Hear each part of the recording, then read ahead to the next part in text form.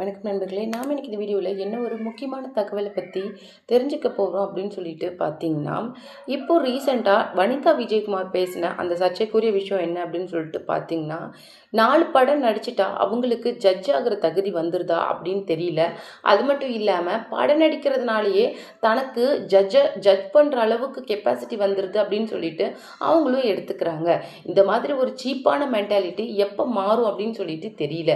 அப்படின்னு சொல்லிட்டு ரீசெண்டாக வனிதா விஜயகுமார் வந்து ஒரு போஸ்டை ஷேர் பண்ணியிருக்காங்க. அதில் என்ன சொல்லியிருந்தாங்க அப்படின்னு சொல்லிட்டு பார்த்தீங்கன்னா, 4 படம் நடித்தவங்களுக்கு ஜட்ஜ் பண்ணுற அளவுக்கு கெப்பாசிட்டி இருக்குது அப்படின்னு சொல்லிட்டு சேனல் தரப்புலையும் கூப்பிடுறாங்க.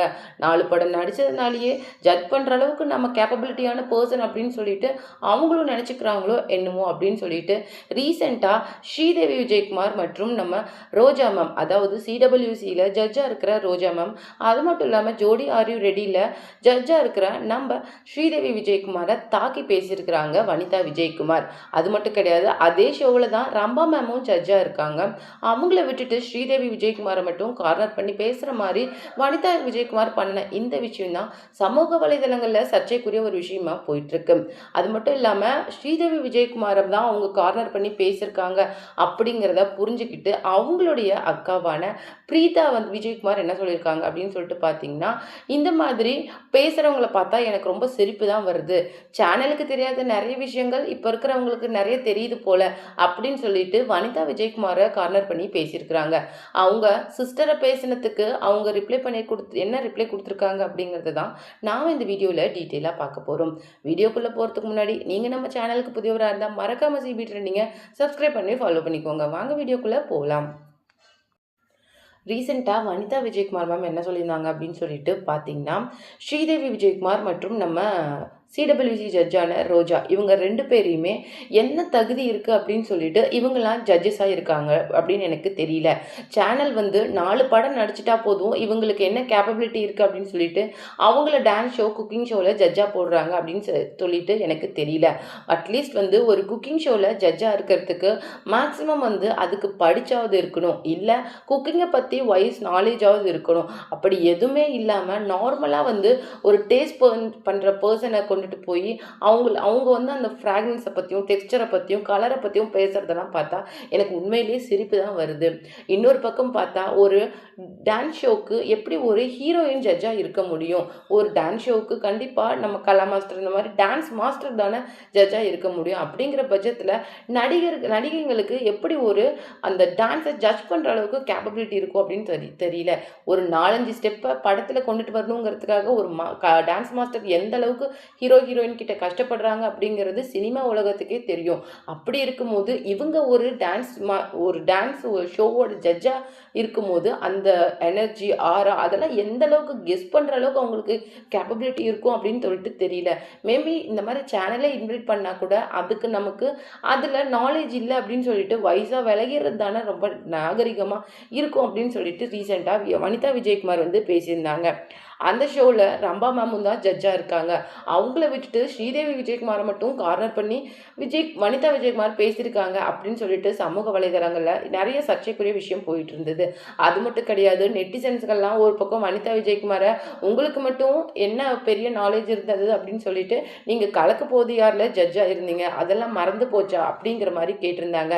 உங்களை கூப்பிடும் போதும் வயசாக விலகிருக்க வேண்டியது தானே அப்படிங்கிற மாதிரி சொல்லியிருந்தாங்க. அது மட்டும் இல்லாமல் ஜோடி ஆர் யூ ரெடியில் அவங்களுக்கும் ரம்யா கிருஷ்ணன் மேமுக்கும் ஒரு பெரிய ப்ராப்ளமே போச்சு. ஏன்னா அவங்க நம்ம வனிதா விஜயகுமார் எப்பவும் போல் அவங்களோட ஆட்டிடியூடை காட்டினதுனால அந்த விஷயம் கொஞ்சம் ராங்காக போய் ரம்யா கிருஷ்ணன் மேம் ரொம்ப கோவமாப்பட்டாங்க. அந்த விஷயங்களும் விஜய் டிவியில் நடந்திருந்தது. இப்படி இருக்கிற பட்சத்தில் ஸ்ரீதேவி விஜயகுமாரோட சிஸ்டர், அது மட்டும் இல்லாமல் வனிதா விஜயகுமாரோட செகண்ட் சிஸ்டரான பிரீதா இதுக்கு ரியாக்ட் பண்ணி பேசியிருந்தாங்க. ஆல்ரெடி பிரீதா மேம் ஒரு இன்டர்வியூவில் என்ன சொல்லியிருந்தாங்க அப்படின்னு சொல்லிட்டு பார்த்தீங்கன்னா, இந்த மாதிரி அந்த குடும்பத்தில் வனிதா மேம் சேரத்துக்கு வாய்ப்பு இருக்கா அப்படின்னு சொல்லிட்டு கேட்கறதுக்கு என்ன சொல்லியிருந்தாங்க அப்படின்னு சொல்லிட்டு பார்த்தீங்கன்னா, ஒரு பொண்ணு அப்படிங்கிறவ தன்னுடைய அப்பாவையும் சரி கூட பிறந்த அண்ணாவையும் சரி மதிக்கணும். ஏன்னா அவங்க 2 பேருமே ஒரு பொண்ணோட லைஃப்பில் லாஸ்ட் வரைக்கும் ஒரு பேக் போனாக இருக்கிறவங்க. அப்படி அவங்கள மதிக்கணும் அப்படிங்கிறது கட்டாயம் கிடையாது, அது அன்பின் வெளிப்பாடு அப்படிங்கிற மாதிரி சொல்லியிருந்தாங்க.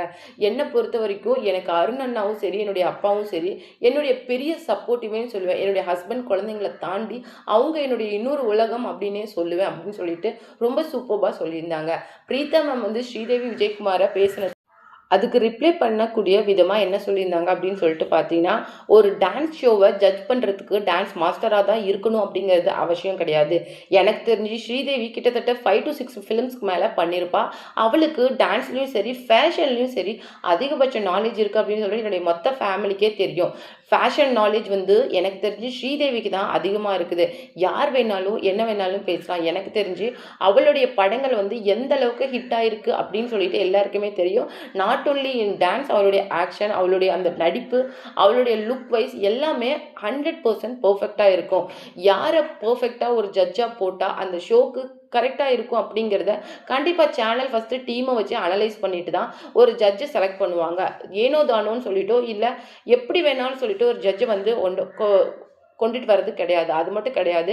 இப்போ தமிழக அரசோட விருதுகள் வழங்குறாங்க. இல்ல அது மட்டும் இல்லாம நெறைய அவார்ட்ஸ் வந்து இந்தியன் லெவல்ல, நேஷனல் லெவல்ல, இன்டர்நேஷனல் லெவல்ல கூட குடுக்குறாங்க. ஆனா அவங்க எல்லாமே கலைத்துறையை சேர்ந்தவங்களா இருக்கிறாங்களா என்ன?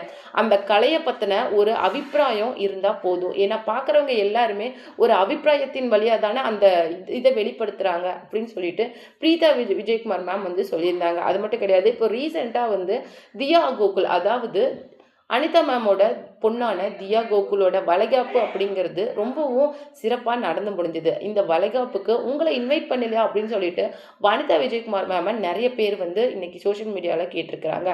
அந்த கேள்விக்கு பதில் சொல்ல முடியாம தான் இன்னைக்கு ஸ்ரீதேவி விஜயகுமார கார்னர் பண்ற அளவுக்கு இன்னைக்கு நம்ம வனிதா விஜயகுமார் மேம் பேசியிருக்காங்க அப்படிங்கிற விஷயம் தான் இன்னைக்கு சமூக வலைதளங்கள்ல மிகவும் வைரலா போயிட்டு இருக்கு. இது ஒரு புறம் இருக்க, இப்போ வந்து மத்திய பிரதேச மாநிலம் ஜபல்பூர்ல நடந்த அந்த இன்சிடென்ட் தான் ரொம்பவும் வைரலா போயிட்டு இருக்கு. அதாவது இப்படி ஒரு எல்லோ அலர்ட் கொடுத்துருக்குறாங்க அப்படின்னு தெரிஞ்சு கூட அந்த இடத்துக்கு அந்த ஃபீல்டில் இருக்கிறவங்க அலோவ் பண்ணியிருக்காங்க. அதாவது போட்டிங் அலோவ் பண்ணினது நிலைமை கை மீட்டு போகிற அந்த நிலைமைக்கு அப்புறம் தான் லைஃப் ஜாக்கெட்டை இஷ்யூ பண்ண ஆரம்பிச்சிருக்கிறாங்க. கிட்டத்தட்ட குறைஞ்சது அங்கே ஒரு 40 பேராவது இருந்திருப்பாங்க. அதில் வந்து 9 பேர் இறந்துட்டாங்க. அது மட்டும் இல்லாமல் ஒரு 8 வயசு, அதாவது 4 வயசு குழந்தைய ஒரு தாய் வந்து கிட்டத்தட்ட ஒரு 8 மணி நேரம் 9 மணி நேரத்துக்கு மேல இறுக்கமா, அதாவது கடைசி மூச்சு வரைக்கும் இறுக பிடிச்சிட்டு இருந்த அந்த விஷயம் தான் இன்னைக்கு சமூக வலைதளங்கள்ல மிகவும் வைரலா போனது மட்டும் இல்லாம பார்க்குறவங்க நெஞ்சத்தையே பதற வைக்குது. ஏன்னா அந்த அளவுக்கு இப்படி ஒரு விஷயம் இருக்குது, எல்லோ அலர்ட்ல இருக்கு, சுத்தி இருக்கிற அந்த என்விரான்மெண்ட் ரொம்ப மோசமா இருக்குது அப்படிங்கிறத தெரிஞ்சு கூட அந்த விஷயத்துக்கு அலோவ் பண்ணன அந்த சிஸ்டம். அது மட்டும் இல்லாம அவங்கள இந்த மாதிரி ஒரு ப்ராப்ளம் நடந்திருக்கு அப்படின்னா அது ஒரு இந்த அங்க ரெஸ்க்யூ டீம் வந்து ஏன் உடனே அங்க வரல அப்படிங்கிறது இன்னொரு பெரிய கேள்விக்குறியா இருக்கு.